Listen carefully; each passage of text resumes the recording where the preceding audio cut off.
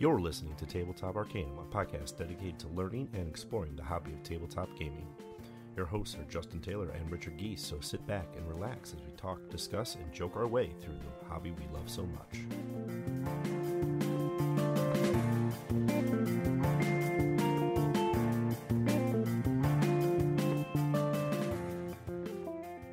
Welcome to Tabletop Arcanum. This is Justin, and Ricky is not joining me right now, but we are bringing you a special treat. And once again, I must apologize that we are not going to be reviewing Point Salad just quite yet, but we had the chance to talk to John D. Clair and Mark Wootton from AEG about their brand new game, Dead Reckoning. So enjoy and take a listen. Hi, and welcome to Tabletop Arcanum. I appreciate both of you guys joining us today. Why don't you introduce yourselves? I'm John Clair. I've been designing games. Well, I guess I've been designing games since I was a kid, but I've been designing games professionally for several years. I work almost exclusively, though not by definition exclusively, with AEG. I've designed a variety of games, probably best known for coming up with the card crafting system, which is in the game we'll be talking about today, Dead Reckoning, and also probably in the game that I'm best known for, which would be Mystic Vale. And I'm Mark Wootton. I do design and development work with AEG, predominantly development work. I've done a little bit of design. I was involved in Doomtown, which people may know. And I've been the developer on several games, several of John's games, but most recently on Dead Reckoning. One thing that we always like to talk to our guests is what games have you guys been playing lately? We can start again with John. So I've actually been playing a bunch of Shards of Infinity because I like that game, and I actually hadn't brought it out with my wife yet, but we did recently along with my sister-in-law, and we've been playing it a bunch. Other than that, of course, I play a lot of prototypes, lots of still Dead Reckoning lately as I crank through the final tweaks and stuff. Excellent. And what about you, Mark? Like John, I obviously play a lot of prototype games. Dead Reckoning recently. I've been back and replayed Mariposas, which is the Elizabeth Hargrave game that we're releasing. In the small sort of bubble during lockdown that includes my family and one other family, we have got a lot of value out of Gloomhaven. Three of us sitting down playing through endless Gloomhaven scenarios. It's pretty good value when you've got a small group of people to play repeat games with over a period of time like the lockdown. So that's been quite a helpful release during these difficult times. I actually have the reverse option of that. My Gloomhaven game broke apart because of the lockdown. Oh boy. Because it's like, okay, all of us are not like close family, so it's like, okay, now we just gotta not do it. And every once in a while, like, okay, is it safe to come out and play again? Right. No, not really. Okay. We'll check back in a month or two. Yeah, sure. I mean, it was good timing for us. It just happened that the three of us were available and we got it in right at that time. So not a shortage amount of gameplay in there to chew on. So well, we're still going. We're not completely out of the woods yet with the with the social distancing stuff, but I think it was a good way to get through, right? Yeah, since we're going to be talking about Dead Reckoning today, who is your favorite pirate, fictional, non-fictional? Any will do. I got to go with Captain Barbossa. I mean, Jack Sparrow's great and all, but Captain Barbossa, he's that guy. What Jeffrey Rush, right? I think he was the perfect casting for that role. Jeffrey Rush is awesome in everything. Yeah, in everything he's done. That's right. He is amazing. I think. Listen, Pirates of the Caribbean is the obvious choice, and if I was going to pick one of my favourite pirates from the Pirates of the Caribbean, it's Keith Richards as Jack Sparrow's dad. That's right. I just think he's hilarious. But of course, I couldn't not mention the Dread Pirate Robert, right? Right, of course. Which is the other great movie that I really enjoy with pirates. Wesley, as you wish. Yeah. So let's dive a little bit into probably a little bit more on John's side of things with the card crafting mechanic and kind of your designer legacy, it seems. How would you describe your card crafting mechanic? The broad definition I give it, card crafting is a way in which cards that are used in the game can maintain all the properties of being a card, For example, they can get shuffled or drafted or discarded or placed face down or face up, right? Everything you could do with a card in a card game is retained, while also being able to modify that card physically so that it changes in some meaningful gameplay way, while still functioning in all the ways of being a card. That's my broad definition of it. Functionally, how I've done it several ways, but functionally, what most people think of it as is the use of card sleeves along with transparent card, so that you sleeve all of the starting cards at the beginning of the game. And the way the cards get modified is by sleeving cards that are mostly transparent, but with some part of them having information on them, which then overlays together, and multiple of those can form into one single card with varying powers, right? And as those advancements get sleeved and unsleeved, the card powers can change, and since it's all contained in one sleeve, that card, while changing, can function like a card in any given way. Very cool. So how has that card crafting mechanic changed and evolved from like starting with Mystic Vale to Edge of Darkness and now Dead Reckoning? The idea occurred to me way back in, I want to say 2013, the first idea for card crafting. Edge of Darkness was actually my first take at it, though Edge of Darkness changed a lot during the design process. It started with cards that were one-sided and you sleeved advancements on them. And then that design actually evolved into using the advancements as double-sided advancements, so you would actually modify both the front and the back of the card when you sleeved something. And in Edge of Darkness in particular, the back side of the cards represent the threats that players are dealing with, and the front side represents your ability and actions to deal with those threats and do other things.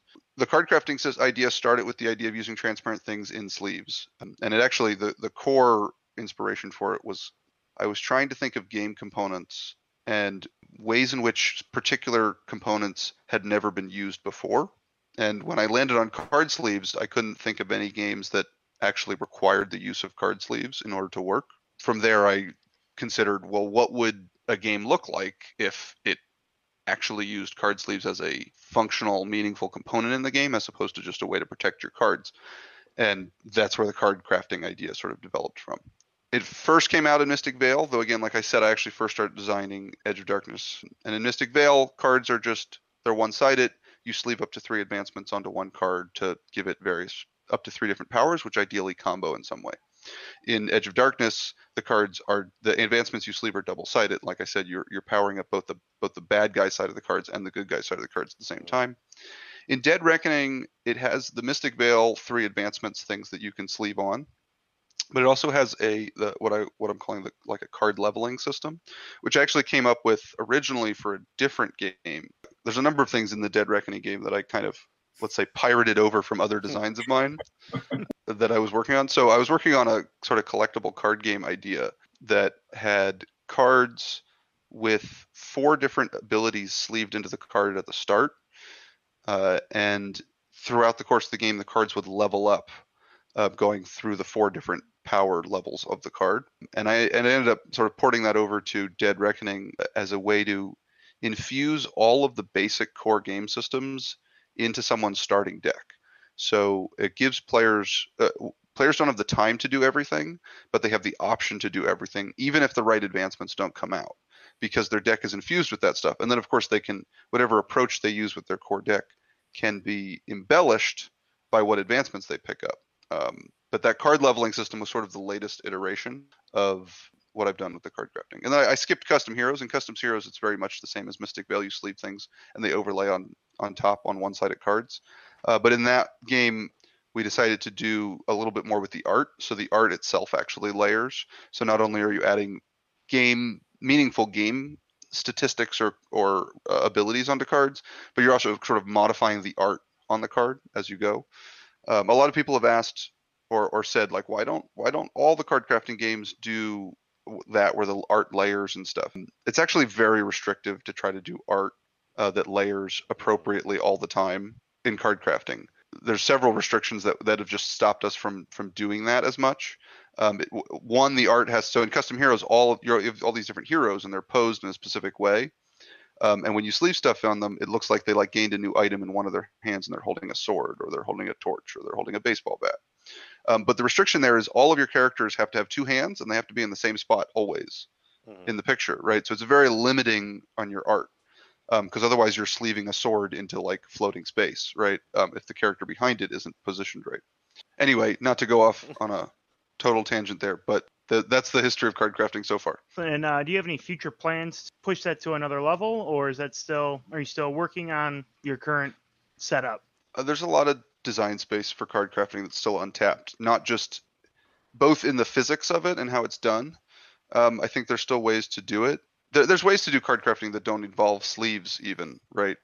That I haven't gone down because sleeves work particularly well. There's also just other game space that card crafting can fit in, right? One of the ideas I'd worked on before, and I haven't got the game to click yet, but it's still a potential idea, is actually a game where it played in 2 phases.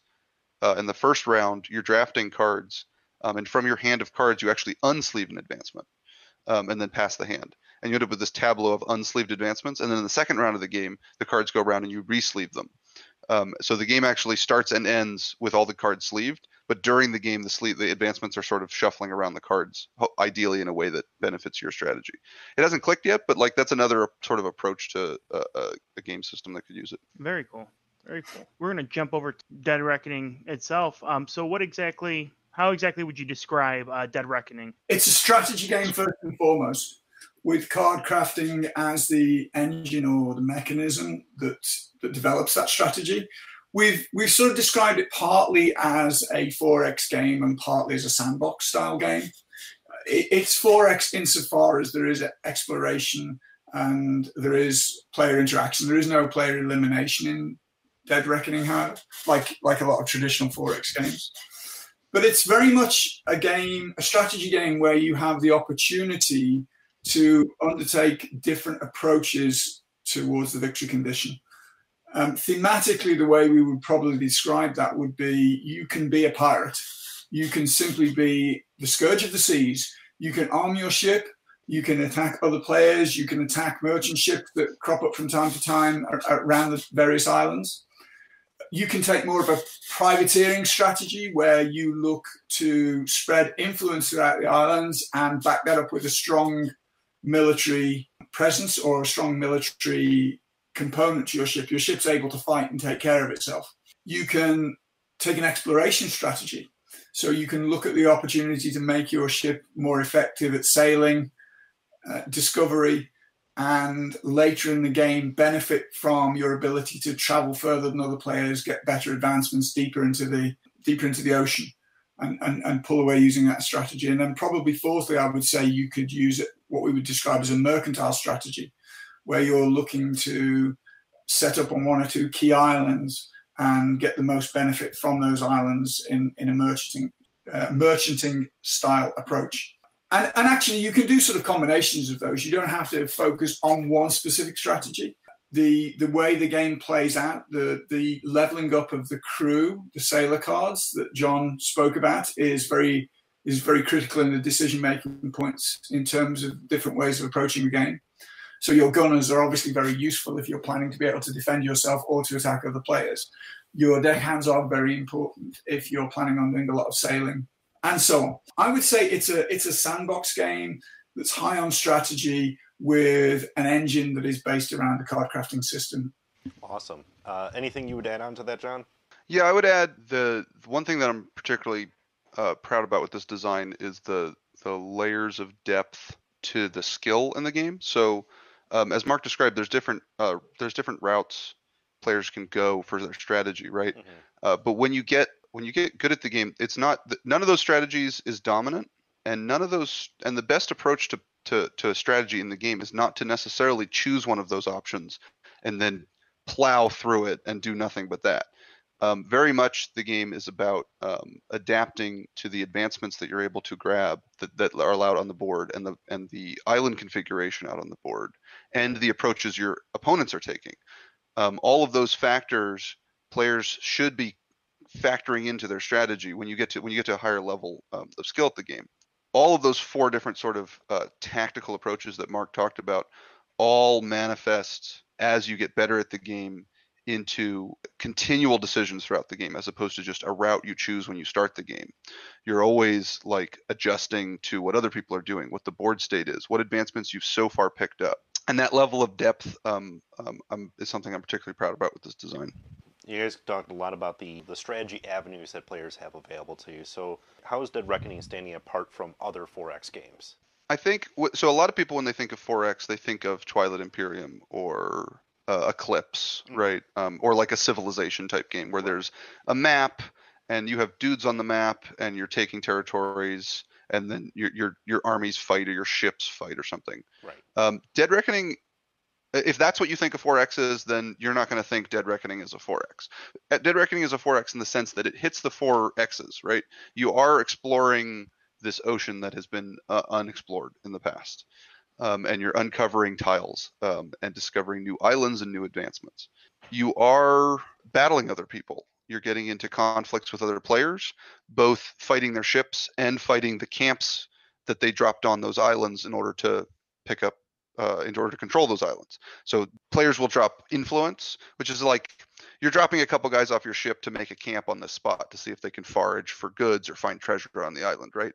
And then players are competing for influence on that island, both for the value that they can get out of it during the game and the end game points. So it kind of hits all the 4Xs, but in a way that's different because everything you do is driven by your ship moving around the board. Whereas I think a lot of people think of a 4X as you have an empire that's gradually expanding. And I'll toss the second half of that question over to Mark. How do you feel, from a developer standpoint, that this is using the card crafting system differently from the others? I think that differs from game to game. I think the first thing that is different about the card crafting in this game is the thing that John raised earlier on, which is the leveling up of the crew.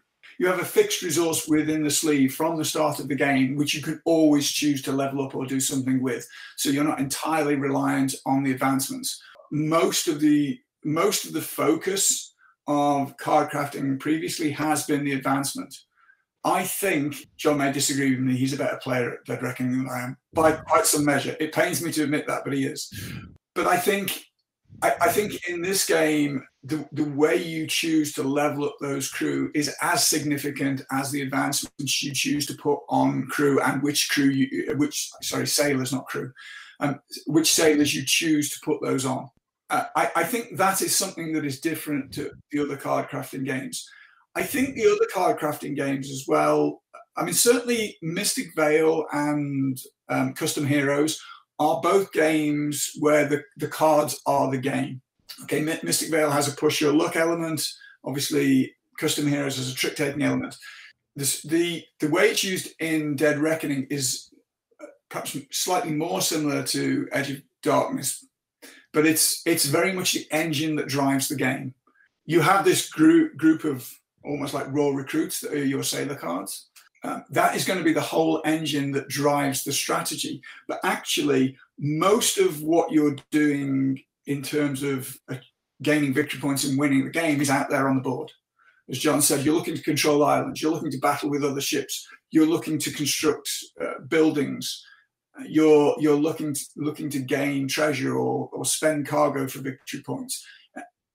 The victory conditions themselves are predominantly out there on the board. And the card crafting is really just the engine that drives that. So what was it like having Ian O'Toole as the artist on board for this project? Fantastic. in a word, right? It's I can probably speak to this because as a developer, you're obviously working with a bunch of other talent around you. Obviously, you've always got the designer. You usually have a graphic designer and an artist or an art director and a bunch of artists. There's a whole group of people that get involved in making a game. But I think for me, this has been unique. I'd be interested to hear John's take on it. But the way we approached this from very early on was a collaborative approach. Ian is not just the artist on this; he's also the graphic designer, and Ian is an avid gamer as well.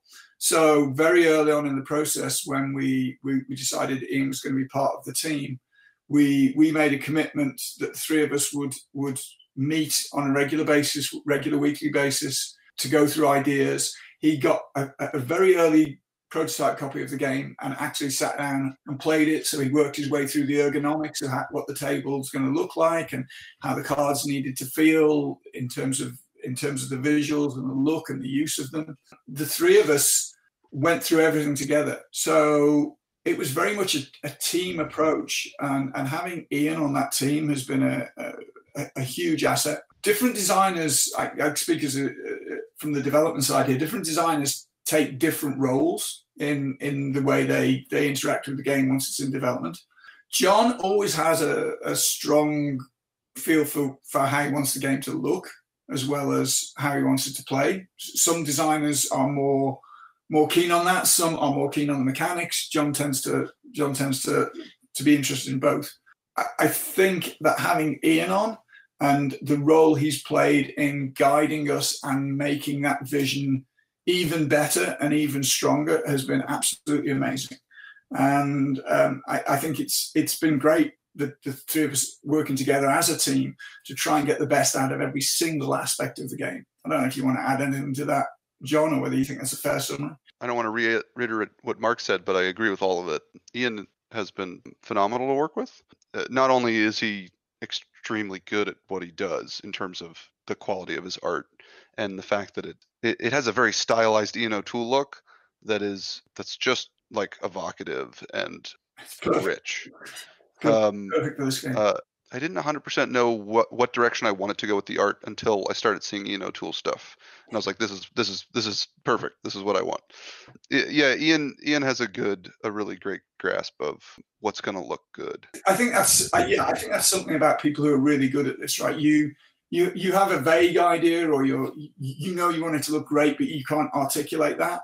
And I think Ian would say, "Oh, well, I think you probably want to do this." We'd go, "Oh, yeah, that's what we want to do, right?" It's funny, actually. We gave him, and it was probably not the best directions for an initial box art, and we got art that we thought was a good piece of art, but we didn't like it for the box initially. And part of that was, I think, we had some specific, things that we said to him that he did do, and then we're like, actually, we don't really love that as much. So then we went with a much more vague. What we want the box to look like is like a movie poster of a pirate or a high seas movie, a swashbuckling movie, right? Yeah. And just make it look awesome, right? Like make it feel like you're in the Caribbean and you're a badass dude on a ship, right? And like it should hit the key points, like there should be a ship on the cover somewhere, right? But like that, like just make it look like a movie poster and make it awesome. And then he came back with, I think I love the box in this game. I think the box is fantastic. Yeah, I think the lesson we learned early was don't over direct this. Just tell him how we want to feel at the end of it, and he'll create it, as opposed to giving him very specific. Well, we think it should have this, or maybe this, or maybe this. Because actually, his creative process was able then, I think, to deliver much more effectively.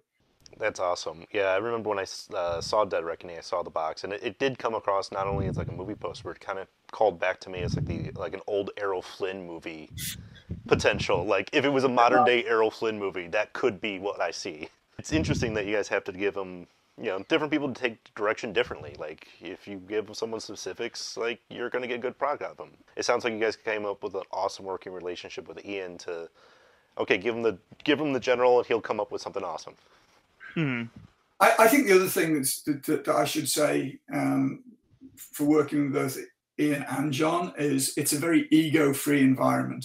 It's what's really good, I think, is when you can work collaboratively together as a group, and people have opinions, sometimes strong opinions, but everybody is simply working to try and get the best. If you like an idea or if you don't like an idea, you talk about it because everybody's simply trying to make the final product the best they can make it. And working with both Ian and John on this, I think that's been very true, and has been part of the secret sauce that has made this such a good product. My next question for you guys then is, what would be the part of Dead Reckoning that you're most excited for general players to experience? What's like that magic moment that you want to have people see? So I think I touched on it earlier. I would say it's the depth of experience and strategy. So the experience a lot of people have, I think, is they get through their first game and they realize just how much of the game they haven't yet touched. in terms of strategy, right? Many times people will play their first game and they won't even build a building on an island. They won't have put any ship upgrades on their ship. Other times they'll have never gotten out to row 4, which in the game is the islands are broken down into 4 rows, and the advancements get more and more powerful the further out you get.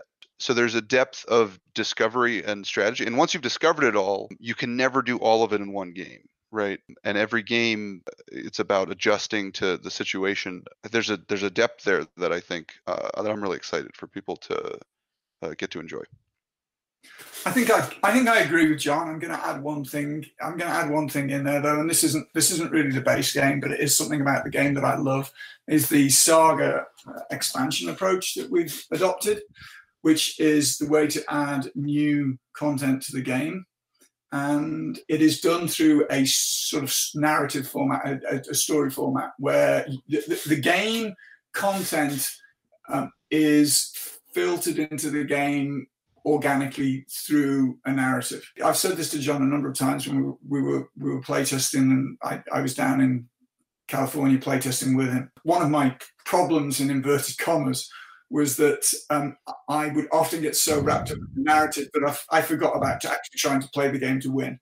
That would happen to me frequently, and I really, really enjoy the way we have introduced the additional content in this game. I'm really excited to see how people interact with that, and so I think I agree with John that about the favorite part of the game. I think, you know, basically this is a strategy game, but the Saga content adds a narrative element to the way that you discover new strategies and new possibilities that for me is really exciting.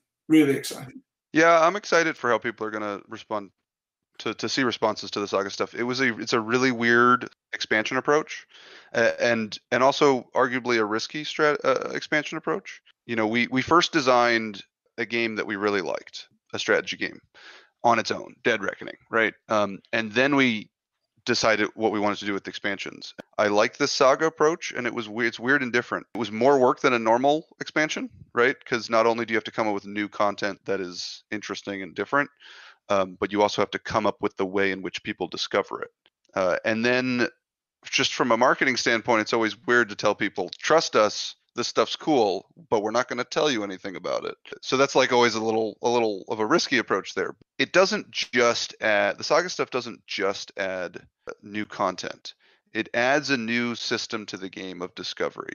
And while the base game I think feels thematic, it's very much a strategy game at its core, and the things you're doing in the game largely feel appropriate to the theme. But the Saga stuff really fleshes out the world and the lore of the world and makes the game feel fuller, I think.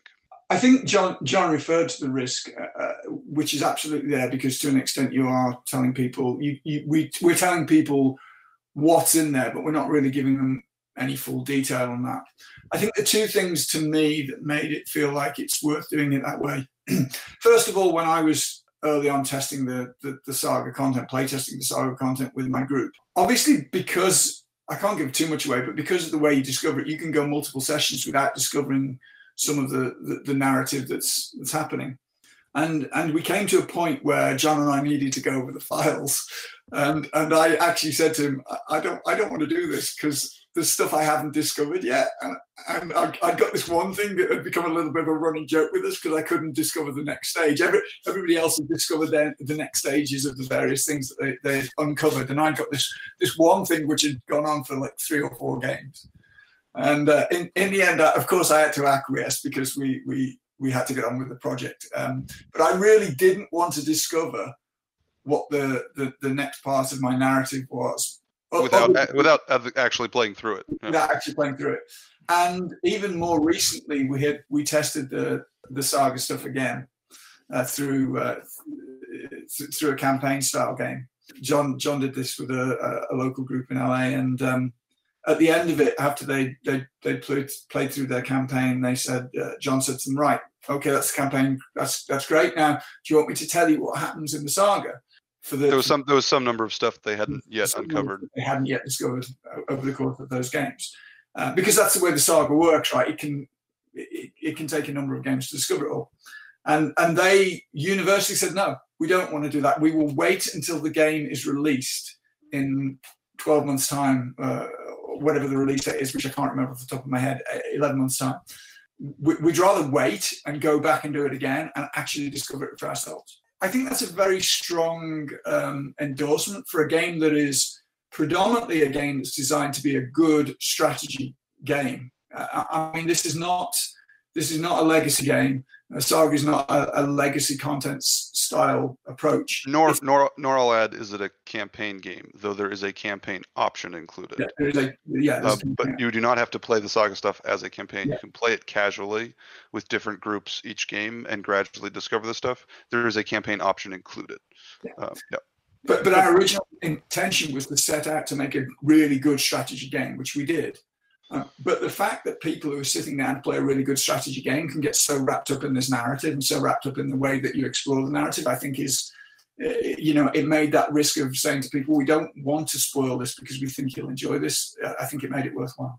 Awesome. I'm very glad both of you touched on, because I was going to follow up, okay, is this more legacy style, more campaign style? And it sounds like there's elements of either, but not either one of them at the same time. It's neither. It's sort of like a new thing. Awesome. I want to say, Alexander Pfister's done something similar with a couple of his designs.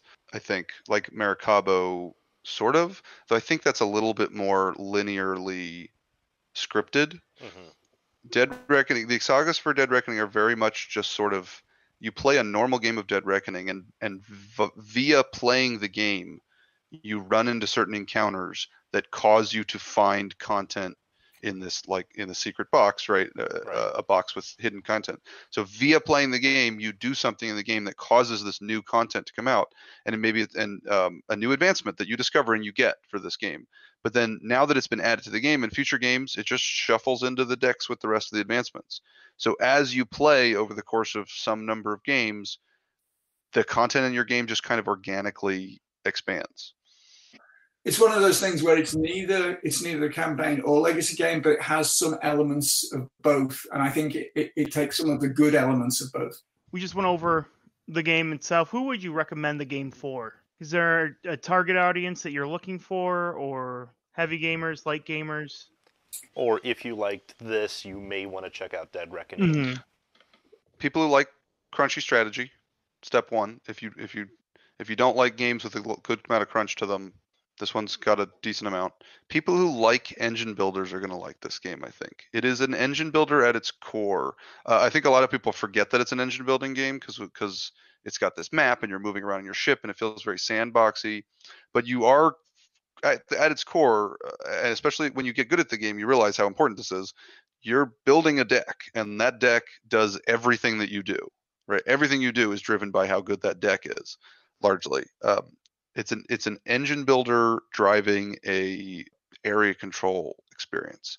So people who really like engine building, I would say in a crunchy sort of other space for the game are going to like it. I think this game is going to appeal to people who like Scythe as an example game. I'm a big Scythe fan. Definitely was inspired for the achievement system in this game from Scythe. But it has some similar feelings to that, in that some people have described it as a sort of a Euro-y type of strategic space to be in, but with the theme and the conflict, or the tension conflict, of a sort of a Marathrash type of experience. Yeah, in terms of games that we've done, I mean, my feeling, a game I also worked on and really loved, Thunderstone. I think people who played Thunderstone will really enjoy Dead Reckoning because, as John said, they will recognize the engine building. The other elements that are added onto that. It's different in Dead Reckoning, but I think if you like Thunderstone Quest or Thunderstone base game, you will like Dead Reckoning. I think people who like Edge of Darkness will like Dead Reckoning. And people who like the card crafting, it has quite a different feel to Edge of Darkness. Actually, I'm surprised how different it feels, but I think if you like that game, you will like Dead Reckoning. But it has a different feel to it. But and as John said, Scythe as well is another obvious one. But if you like Scythe, I think you'll like this game. I really enjoy Scythe. So awesome. Whenever I teach Scythe, I always have to caution, this is an engine building game with achievements. it looks like a war game, but really isn't. Yeah, right. Because like that's at its core, it's a Euro style engine building game that happens right. to look like an area control game. Yep. So awesome. Let's switch gears a little bit and talk a little bit more about the campaign, which is currently going on for you guys now. You're at the tail end of it, and the goal markers in sight. You guys have already funded, so now it's all gravy, right? Well, you keep working hard, right? It's you don't want to sit back and relax on it. Yes, we funded in the first 15 minutes, to be fair, but I think we have, the campaign has gone phenomenally well. I mean, we're very, very pleased with it. It's been a successful campaign. We've enjoyed running it. We were very happy that the overwhelming response that we got from day one was very positive from the majority of backers. You know, saying a lot of nice things about the game. We'd taken the time to get copies out to reviewers early. Not really sure how that would pan out, of course, in the current climate that everybody's operating in. But you know, a lot of people were able to play the game with their families or you know, with their particular sort of lockdown group. And early on, the game got an overwhelmingly positive response from all of those reviews. So all of those things have really contributed to making this a very successful campaign for us. We took the view that we would simply do the campaign on the basis of having daily reveals. We didn't put the traditional stretch goals in there. You know, we've said this in the campaign comments as well, that you know, in a lot of cases, stretch goals are pre-planned anyway, and I think a lot of people know that. And you know, I'm a great believer in that. You know, if you ask me, you know, would I rather back a Kickstarter for a company that's thought about all the stretch goals and how they're going to pay for them at the start of the project, and know that they're almost certainly going to be adding them over somebody who's going on the fly and trying to add extra content and may end up, you know, with a product they can't afford to produce? I would rather take the former than the latter. And I think a lot of people who back Kickstarters now know that that's the way things have been going on. And so we took the view that we wanted to take people on a narrative with the daily discovery. So we, you know, Luke Petersmith, who's been running our Kickstarter, did a great job of telling the little story of this journey that he's been making throughout the campaign as a crew member on a ship, and you know, that ship has stopped at various places, which has been the opportunity to explain something that we've revealed that day, and that may simply be that we've revealed an ocean board, or we've revealed an advancement that's allowed us to just lightly touch on the way the game plays or some aspect of the game. So we took we took this daily reveal approach, and I think that's been very popular with a lot of people. And as we get to the end, we are in fact today, as we speak, be doing our sort of one of our big reveals for the campaign. I'm sure people will get excited and interested by that, but we're very, very pleased with the campaign, and we're very, very pleased with the response to the campaign. It's been absolutely fantastic. Awesome. So you actually kind of answered the question there, Mark. So not that necessarily that they're not pre-planned in general anyway, but like instead of the stretch goals and like, okay, we have all the content, we're not going to unlock things, we're just going to reveal it. That was a slightly different approach than the Edge of Darkness campaign. So like AEG's been doing these big Kickstarter campaigns. So was this the new approach that AEG wanted to take with a Kickstarter campaign? Like, okay, let's just do a journey opposed to the old traditional way. Yeah. I mean, yeah, it was absolutely, that was the positive choice that Luke made, and I think it's worked well. I think our Kickstarter campaign was planned and run by Luke Petersmith, who I think has done a fantastic job of running that campaign. And Luke took the view that he wanted to go down this daily reveal approach, and I think for the most part people have enjoyed that and appreciated it, and it's allowed us to be quite clear that you know, the things that we were putting into the game were things that we planned to put into the game. I mean, we're again towards the end of the campaign. What would you say is the most exciting moment during the campaign for either of you? Well, the most exciting moment was the launch so far. You know, it was a good launch. You always go into these campaigns. I've now been part of 3 for a new game, and you always go into the first day kind of with your highest hopes, your worst fears, and a big range in between, right? And this one was closer to the high end of where I was hoping we would be after day 1. So that was good. I mean, it meant that our feelings that the initial look and the pitch for the type of game it was speaking to people, and that they were interested. Some of the initial reviews we'd gotten out had reached people. We've had virtually universally positive responses from people who have played it, in terms of reviewers and previewers. So that was just a relief and a good day. My friends ask me, how the campaign is going, and I tell them, how where we're at, and I get to keep all of it. So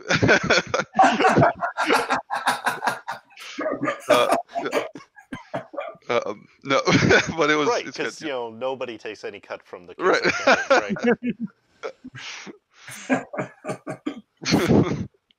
I mean, listen, I think John's right. I think there's been a few exciting points. From the point of view of the creators of the game, I don't think there is anything that can quite rival that combination of hope, expectation, excitement, and sheer terror of the few days before you launch a big Kickstarter. I mean, John and I have put a significant amount of time, work, and effort into this product, as has Ian, as has Luke Petersmith, Vlad, and Todd, who are all part of the team that have been running the marketing, help running the Kickstarter. All the other developers and other people at AEG. Dave Lepore, the production manager, has sunk a bunch of time into it. And we believe we have a fantastic game. You go in believing you have a fantastic game. And the closer you get to the moment at the start of the Kickstarter, the more... It's not that you start not thinking you have a fantastic game. You just get more and more worried about whether everybody else is going to agree with you or not. It's exhilarating and exciting. So it's very, very difficult from a creative perspective to say that there's anything more exciting than that. From a customer perspective, it's difficult to know, right? It's difficult to know what your customers perceive as the most exciting thing. I think often the close to a campaign can be quite exciting. The last 3 days, obviously Kickstarter has this rhythm where the first 2 or 3 days, there's a lot of people excited and jumping on board early. You then have a whole bunch of people who basically just wait and see.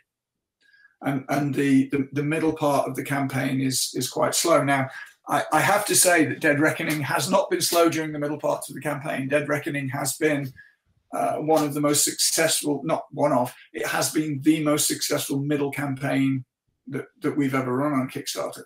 So at the moment, I'm getting very excited to see what that means for the last 3 days. Does that mean the last 3 days are going to be even more exciting? Does that mean we've been picking up a bunch of people in the middle of the campaign that we would have maybe picked up at the end? Nobody knows. But I think if you back a campaign and you see how well it does towards the end, I think one of the fun parts of Kickstarter is almost like everybody feels that they're part of the achievement at the end, which is a great thing for Kickstarter. I mean, I know the Kickstarter campaigns that I've been involved in, I had that sense, right? I was interested to see where they ended because I felt some sort of ownership, and I guess I did have a very small percentage of the ownership of those various campaigns. But yes, there's certainly that. Where is this going to end? This is exciting. It's nice to have been part of this thing and to see where it went. So I think we're coming to the other exciting bit. But even that, if you've done well up to now, which we have, then yes, the last bit's going to be exciting, but it's not going to be as nerve tingling as that first day. Awesome. Yeah, like I've noticed a lot of campaigns, it's like the first 48 and the last 48 are like the crazy days. So like, okay, everyone who jumps on wants that day one excitement, and then it's the more cautious, okay, what stretch goals are going to be released? What is the final product looking like? People who wait and want to see at the end and then still back it anyway in that last 48. Mark, you hit it for me backing games too, because like I get wrapped up in some of the excitement. Like I think it was, it was early this year with the Frosthaven campaign specifically. Like, how far is this gonna go? Well, there was the question of whether it was going to be the biggest tabletop Kickstarter ever, right? And it is. And it did end up beating it. Yeah, They I think it beat it like on the last day though, right? Yeah. Something like that. It climbed the ranks in the last 48 hours, but it was one of those exciting things to be part of. And like, I literally, like, I not even part of the campaign other than like, hey, I'm a backer. I had it up on my monitor in those last hours, just watching the numbers tick up for them and going. And another tab was open with, okay, what is Kickstarter's most funded projects ever? I'm like, okay, it's in 5th place, 4th place. How high is this thing going to get? So I think that's exciting. And to hear that Dead Reckoning actually has had a good middle campaign, I'm really excited to see what you guys pull off in the last 48 hours then. Because if that was your slow period, which wasn't even that slow, what's going to be the end? Yeah, and you never know, right? I mean, it's that thing, you don't know whether to be wildly optimistic because the fact that you've been great throughout the middle means you're going to have an even better end, or whether to be cautious and say, well, maybe we picked up a bunch of people that would normally back at the end in the middle because they liked it, and it's not going to affect what we do. So you just don't know. I'm erring on the side of being wildly optimistic at the moment. I would be on that side too. Mostly because when I think about it, it's that last 48-hour reminder that everybody's going to get. I'm like, oh, right, I got to back this. Yeah. And I think the fact that they've seen that so many people, have felt that they wanted to commit already, and the fact that it has had so many positive reviews, I expect that a lot of people will come back and look and go, hey, this is a great game. This looks like a great game. So has there been any learning opportunities for this campaign that either of you or AEG as a whole are going to take towards the next campaign that they run? I think there's always learning opportunities. I think it's really interesting to find out how people value different things that you reveal, or even if you are running stretch goals, it's always fascinating to try and understand what people like as stretch goals or reveals and what people don't like. And of course, it's not universal either, because you will get somebody saying, oh, I really like this stretch goal, and somebody else saying, oh, well, I was hoping for this. And so I think different people want different things. But I think, obviously we will go back and look at this campaign in more detail after it's finished, and look at the daily reveal idea and see what we think about that. You only get better in business by having a look at the things that you've done and assessing whether they were a success, whether they were not a success, and how you improve on that. I think somebody famous once said, success is the ability to go from one failure to the next without losing momentum, or something like that, right? Without losing heart. I think you always go back and look and say, this was great, this worked well, hey, we could do it better, this didn't work well. But at this point is not the time to do that. I think you do that after you've taken a deep breath a few weeks after the campaign and look back. So I'm sure there will be learning opportunities in this campaign, but I think this is certainly one of the most successful campaigns we've ever run. So I think at the moment we're feeling very positive about it, and yes, we will go back and look at all of the comments and sit down, all the folk at AEG, and I'm sure John and all of us will sit down to talk about what we feel we achieved, and where we feel we can get better. I prefer the daily reveal approach to the sort of pseudo stretch goal approach, where it's stuff that you really intend to include, adding it as stretch goals, but the intent was to include it anyway. I prefer the daily reveal approach, as we were always planning on including this. It's just more straightforward. I think if there's anything lesson learned in terms of doing the daily reveal approach again, is maybe messaging it better. I think a lot of people have an expectation that it's going to work like stretch goals, sort of. I think a lot of people saw the daily discovery and had an assumption that it would be something not entirely different than what it was, but somewhat different. So I think the messaging around that could be better in the future to make it more clear that we basically have a finished product that we want, that we're going to make. And what we're doing in the daily discovery is we're highlighting content in a way that sort of features different stuff in the game to people as we go, rather than sort of the stretch goal language, which is when we hit this dollar amount, we'll add this new thing. Like it was already going to be part of the game, but now we just want to tell you about it, these cool different things as we go through the campaign. I think that sort of language, hopefully we can do a better job of clarifying that for backers right off the bat, so they don't get later down in the campaign and find that that's not meeting what their expectation was at the beginning. Would you say that's fair, Mark? Yeah, absolutely. Yeah, absolutely. As I say, I am a fan of, this is the game we were planning to give you, and we're going to reveal different aspects of that. I mean, certainly, it's less true now, probably, but the early days of Kickstarter were littered with people who sort of, not people, but content creators who sort of kind of almost nickel and dime themselves out of being able to make the product because as they became more successful, they were literally adding stuff, and then they got to a point where they went, "Oh, hang on a minute, we've added so much stuff now that we can't afford to make this product." And littered's probably the wrong word, but there were certainly examples of that, and there certainly have been examples historically of Kickstarters that have found that they've overcommitted. And so I think it's I would much rather be working with a company that I believe has got it all planned out and that I know that they can deliver the product that they're talking about. And I'm not against stretch goals per se. I think that's fine. But I certainly want to believe that they're planned and laid out. And so I think the messaging around the daily reveal and what we're trying to achieve is certainly something, we want to make sure that people understand. It's a new thing, and I've seen a couple campaigns do it already, but yeah, most people, the setting the expectations is going to be the new thing that you had to figure out. So I personally like it too, because it's like, okay, I know I'm going to get everything. It's just, okay, now we're discovering we're adding this. We're discovering, oh, that's going to be part of the game. I'm getting more excited. Yeah. I mean, I think it's sort of in between that, here's everything at the start. This is it. There's not going to be anything. Now, I mean, you can probably do that if you're Frosthaven, because Gloomhaven is so well known that people are just going to go, okay, yeah, there it is, bang. Right. I know this is going to be awesome. Here we go. I'm signing up, right? And I think there's some campaigns that can do that, and I think that's great if you can do that.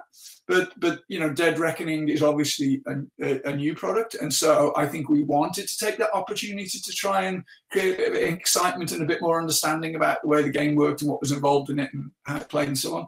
So I think for a new campaign that's important. And then I'm sure that there are some campaigns where you can genuinely say, if we reach this number, we could add this or could add that. I feel it keeps you engaged longer too. It keeps you going back and checking instead of just pledging and then forgetting about it until it shows up on your door. You're constantly getting more reminders of how great the game is going to be. Right? Yeah. I mean, you want people excited throughout your Kickstarter, right? You want people to feel like that they are engaged in something, not just that they put their money down and that's it. They're done.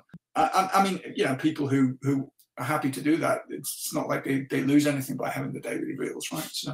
So we've talked a couple times earlier, teasing it, that we're at the final stretch days of the campaign for you guys. So Ricky, you've got the final question here.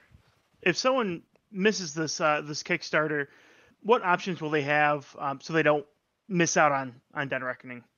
None. They'll never have a chance again. Yeah, don't miss out. Don't miss out. Answer that question. Done. Yeah, done. I'm guessing there'll be some opportunity for late backing, but we have not announced any final decision on what we do after this Kickstarter campaign. So I think a reasonable expectation would be another Kickstarter in the future, which is what we did with Edge of Darkness and with Thunderstone, right? Or what AEG did with Thunderstone. That's a reasonable expectation, and what we would hope to do, I think. When that would happen, I don't know. So maybe Dead Reckoning 2, the expansioning. That's right. Where you can potentially get the core game as part of that. you guys ran Edge of Darkness, and that was a great idea. Yeah, and we did that with Thunderstone Quest too. So I mean, I think that would be on the agenda. I've just been careful in saying we haven't confirmed anything yet. Yeah. So the best thing to do is not miss out. Yeah, miss out. And it's not that there's no retail plan, but it's a very limited retail plan. Yes. And it's as I understand, it's brick and mortar only retail plan. There is a limited there is a plan at the moment to have some limited stock in brick and mortar stores, not all. Excellent. So what you're saying is jump on the campaign. If you happen to miss the campaign, pester your local friendly gaming store to make sure they try to get a copy. Yes. Yeah, it's not going through normal distribution channels. It's AEG determined it's too expensive to manufacture and try to sell through distribution and still make money on it. So it's more. I think the retailers who get it have to go direct through AEG. All right. Well, and that's a tip for our retailers who listen to us as well. Talk to AEG. You might have to do a direct order, but hey, you might be able to get it. Last, for both you and John and Mark, if there's anything you guys want to pitch at the end here, people to follow the campaign, like, subscribe. Well, certainly, I would say, yeah, go ahead, go to the go ahead to the Kickstarter page for Dead Reckoning, and jump on the campaign. I mean, I don't know. The whole thing feels like we've given you a bunch of good reasons why. If they get to now and they don't want to go to the Kickstarter page, there's nothing more we can say. I don't think there's much more we can say really at this point, right? John and I obviously both love the game, and we've had a lot of fun working together on it, and working with Ian and Stephanie and all the other creative people that have been involved in this campaign. Think very highly of it. So, other things to look out from us in the near future would be Monsters and Meeples. Meeples and Monsters, or is it Monsters and Meeples? Meeples and Monsters. Yeah. Okay, that one is the next I think one that Mark worked on a lot. That's coming out from AEG, and then my next one coming out from also AEG is Cubitos. So those are things to look out for from us.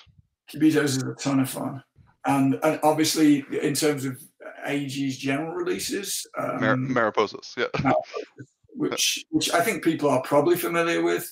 If they're not familiar with Mariposas by now, I'd be very surprised. But that's, as I mentioned earlier, by Elizabeth Hargrave, the designer of Wingspan. So we're very excited about that, and the story of the migration of the monarch butterfly through eastern North America. Good game. Beautiful looking game. Yeah, and the only other thing that I've seen that AEG's doing, they're still doing their Tiny Town streaming, right? Yeah, the Tiny Towns at noon. And actually, we've been doing one of John's games as well on a Friday. There's been Space Base, a sort of community play along Space Base, which again Luke Peterschmidt managed to come up with a sort of system where you could play with everybody online. But yes, Tiny Towns at noon. I'm trying to remember how many have been done now. I think it was the 75th game was done recently. Yes. I don't play in all of them. I've played in a lot of them. John's obviously played in some of them. We've done a few, but I think AEG is getting close to doing its 100th Tiny Towns at noon. I want to say sometime. Yeah, it'll be sometime in August. Yeah, it was really recently. It was the 75th tweet that came out, and I was like, oh wow, it's already been 75. But then again, in this whole lockdown mode that we're in, time doesn't mean anything. So that's right. It's been a lot of fun. It's a great way to connect with other people, and the staff of AEG, right? Mm-hmm. Because everybody's working from home, right? But it's a great opportunity to just connect with people who want to play games, and the number of people in the stream, gradually increased over time, and I believe continues to increase. But in addition to that, there's a lot of suggestion that people are going back and playing along later. If they can't play live, they just go on and click on the stream and then play along in their own time, right? That's the beauty. Tiny Towns is such a good game for that kind of stream, right? Because everybody can play. Everybody can play. We could literally have 10,000 people playing Tiny Towns at the same time. That's insane. It wouldn't change anything. So it's fantastic for that thing of people playing along. Maybe we should set some sort of record and try and see if we can get 10,000 people playing Tiny Towns. Yeah, look at the Guinness World Records of how largest board game ever played, largest player count board game ever played, and see if you guys can target it. Yeah, that would be fantastic, wouldn't it? Yeah. Well, John and Mark, I appreciate both of you stepping out for some time today with us, talking with us, and telling us all about Dead Reckoning. So, again, thank you for your time and energy today. Thank you guys. Yeah, appreciate it. Welcome back. I hope you enjoyed listening to John and Mark talk about Dead Reckoning, which is an exciting 4X adventure, pirate-themed, and card crafting mechanic powered. Check out their campaign, and as always, thank you for listening to Tabletop Arcanum. You can find us at Twitter at Tabletop Arcanum, Instagram at Tabletop Arcanum, Facebook at Tabletop Arcanum, or write us at tabletop-arcanum@gmail.com. As always, we appreciate you listening, and happy gaming.